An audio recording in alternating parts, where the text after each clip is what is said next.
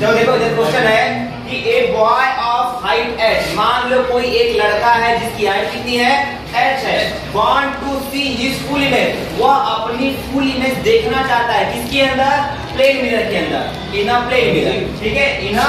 Plane mirror, इन अ plane mirror. अगर कोई लड़का है जिसकी हाइट कितनी है h है, मान लो आपके पास यहाँ एक प्लेन मिरर है, क्या है, प्लेन मिरर है, और प्लेन मिरर के सामने कौन खड़ा है, एक लड़का खड़ा है, एक लड़का खड़ा है जिसकी हाइट कितनी है h है, जिसकी हाइट कितनी है h है, जिसकी हाइट कितनी है h है। और अगर ये लड़का प्लेन मिरर के अंदर अपनी फुल इमेज देखना चाहता है तो प्लेन मिरर का मिनिमम लेंथ कितना होना चाहिए। देखो शीशा एकदम बड़ा होगा तो भी अपनी फुल इमेज देख सकता है, ठीक है, हमें दूर, हमें अपनी जगह पे फिक्स होना है, मान लो हम मिरर से 1 मीटर की डिस्टेंस पे है तो 1 मीटर डिस्टेंस पे होना चाहिए हमारा, तो मिरर की मिनिमम लेंथ कितनी होनी चाहिए, देखो एकदम बड़ा होगा तो भी हम अपनी फुल इमेज देख सकते हैं, तो कम से कम शीशे की हाइट कितनी होनी चाहिए ताकि वो लड़का अपनी फुल इमेज देख सके। तो इस क्वेश्चन को सॉल्व करने के लिए हम एक चीज सॉल्व करेंगे। यहाँ पे आपको पता है कि प्लेन मिरर से जितने डिस्टेंस पे ऑब्जेक्ट होता है, प्लेन मिरर से उतने ही डिस्टेंस अंदर जाकर इमेज बनती है। अगर प्लेन मिरर से मान लो, प्लेन मिरर से लेट सपोज कर लो आप प्लेन मिरर से या एल डिस्टेंस पे ऑब्जेक्ट खड़ा है, तो इसी प्लेन मिरर से अंदर परपेंडिकुलर एल डिस्टेंस को अंदर एक्सटेंड कर दो और यहाँ पे आपकी क्या हो जाएगी, उस ऑब्जेक्ट का क्या बन जाएगा, इमेज बन जाएगी यहाँ पे। अब देखो इमेज बनती क्या है, हमारी आंख में बनती है, किसमें कहाँ बनती है, आंख में। तो लेट कर लो ये पॉइंट क्या रहा होगा, ए है, और ये पॉइंट उसका क्या है यहाँ पे,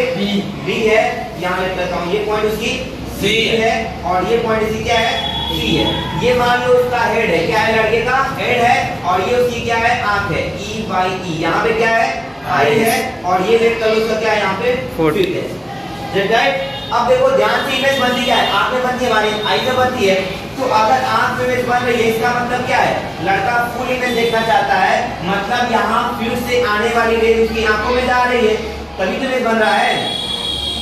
फिर से आने वाली जो रेज है उसकी आंखों में क्या कर रहा है, जा रहा है। लेकिन क्या सच में ये रेज आ रहा है, ये रेज रियल, देखो ये जो रेज है वो रियली में ऑब्जेक्ट को लगा कि देखो ये ऑब्जेक्ट इधर से आ रहा है, यस और नो, लेकिन देखो ये रेज इधर से जा रही होगी उसकी आंख में, तभी तो इमेज बन रही है। लेकिन क्या सच में ये रेज उसकी आंख इधर से आ रही है, रियली में तो रेज कहां से निकलती है, ऑब्जेक्ट से निकलती है, कहां से निकलती है, ऑब्जेक्ट से। तो ये ऑब्जेक्ट से ऐसे रेज आ रही थी, यहाँ रिफ्लेक्ट होने के बाद उसकी आंखों में चला गया और इस बॉडी को लग रहा था कि उसके यहाँ से इमेज आ रही है, ये रेज कहां से आ रही है, यहाँ से आ रही है। और यहाँ से देख लो एक फुल इमेज नहीं होगा, फुल इमेज कब बनेगा, यहाँ फिर से आने वाली रेज उसकी आंखों में जाए और एक हेड से आने वाली उसकी आंखों में जाए, तभी वो फुल इमेज देख सकता है। तो मान लो एक रेज क्या है, फिर से आ रहा है, हेड से आ रहा है, ये हेड से उसकी आंखों में जा रहा है, लेकिन क्या सच में ये रेज हेड से आ रहा है, नहीं, रियली में रेज कहां से आ रहा है, ऑब्जेक्ट से निकल रहा है। ऑब्जेक्ट यानी हेड जो की रेज क्या होती है, यहाँ पे क्या लगा, आ रही है, इंसिडेंट में आ रही है, फिर यहाँ रिफ्लेक्ट होकर उसकी आंख में चला गया। तो अब बताओ मिरर की मिनिमम लेंथ कितनी चाहिए, क्या मिरर को ये जरूरत पड़ेगी, मिरर का क्या, ये मिरर की जरूरत पड़ेगी, नो, और इसकी जरूरत पड़ेगी, नो, हमें मिरर की जरूरत कितनी पड़ रही है, सिर्फ इतनी पड़ रही है। इसको दो पार्ट में क्या कर लो, यहाँ पे आप ऐसे डिवाइड कर लो, लेट कर लो, आपको एक ट्रायंगल बना, देखो बी है, बी का जो इमेज बनेगा यहाँ पे बी डैश बनेगा, और यहाँ ए का जो इमेज बनेगा वो ए डैश बनेगा, सी का जो इमेज बनेगा वहाँ पे सी डैश इमेज बनेगा, पहचान करने के लिए। लेट कर लो आपका, देखो एक ट्रायंगल बन रहा है, बी ए डैश बी डैश बन रहा है एक ट्रायंगल। अब देखो यहाँ एक ट्रायंगल बन रहा है हमारा, यहाँ पे ऐसा बन रहा है, और बीच में देखो एक हमने ये डिवाइड किया, ये वाला मिरर है कि नहीं, मिरर यहाँ पे। लेट कर लो इस पॉइंट का नाम आपका है X Y Z, X Y Z, X Y जो कुछ को मैं पी क्यू आर मान लेता हूँ,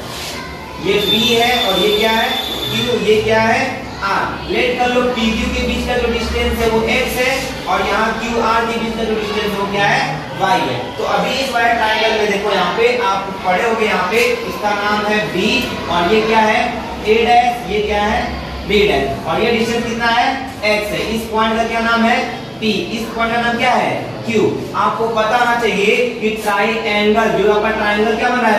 BPQ, ये जो ट्राइंगल बन रहा है, और एक BA' ये जो बड़ा ट्राइंगल बन रहा है, दोनों ट्राइंगल में तीनों एंगल क्या है सेम है। तो आप कह सकते हो कि ये जो छोटा वाला ट्राइंगल है वो बड़े वाले ट्राइंगल के क्या है सिमिलर है। तो यहाँ पे एक बात याद रखना कि जब दो ट्राइंगल सिमिलर होते हैं तो आपको पता होना चाहिए उनके साइड का रेशियो भी क्या होता है इक्वल होता है। ठीक है, सिमिलर ट्राइंगल के साइड का रेशियो भी क्या होता है इक्वल होता है यहाँ पे। यानी यहाँ आप लिखोगे A'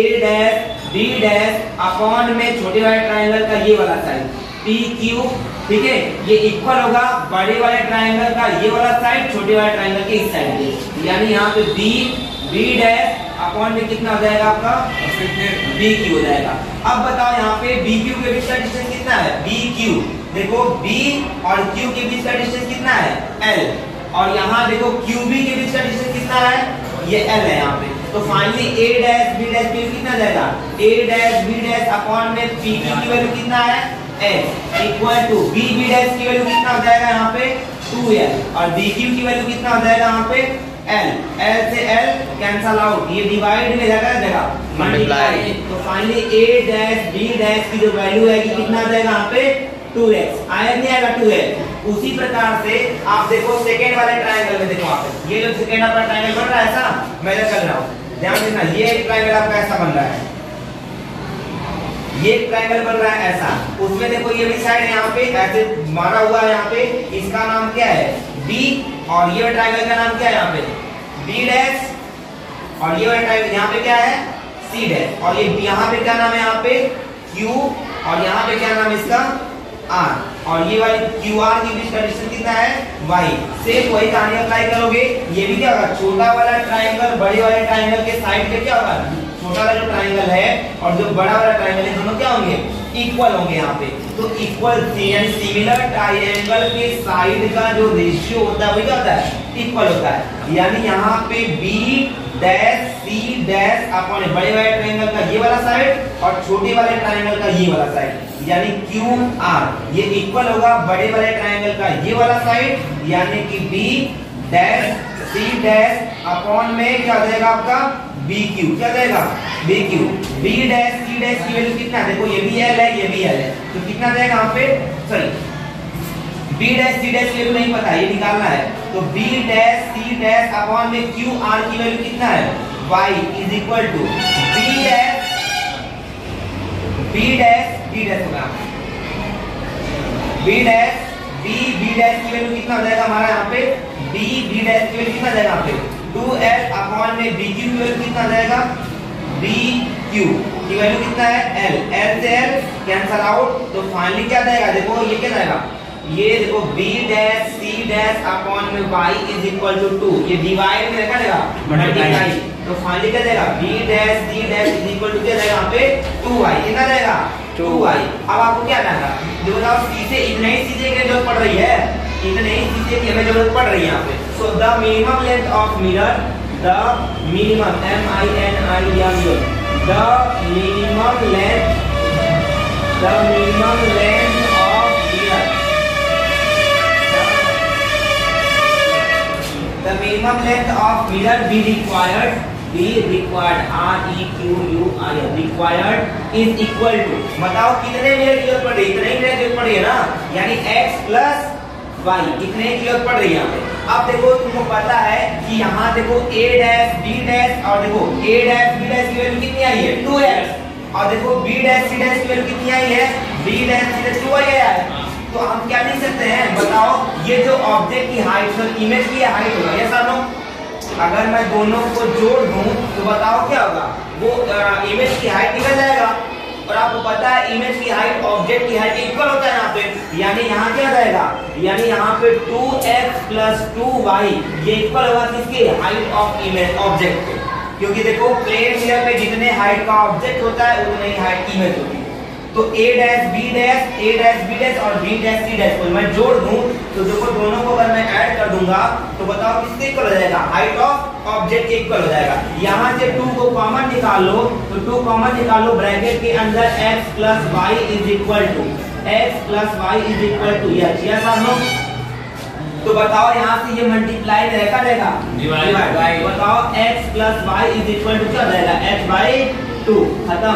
x प्लस वाई यही तो मिरर की रिक्वायरमेंट थी तुम्हारी x प्लस वाई। यानी एक बात कंफर्म हो गया यहाँ पे कि प्लेन मिरर के सामने अगर किसी भी h हाइट का ऑब्जेक्ट रखा होगा, अगर वो ऑब्जेक्ट अपनी फुल इमेज देखना चाहता है इमेज का मिरर के अंदर, तो वो ऑब्जेक्ट की हाइट का आधा मिरर का लेंथ होना चाहिए, तभी वो लड़का अपनी फुल इमेज देख सकता है।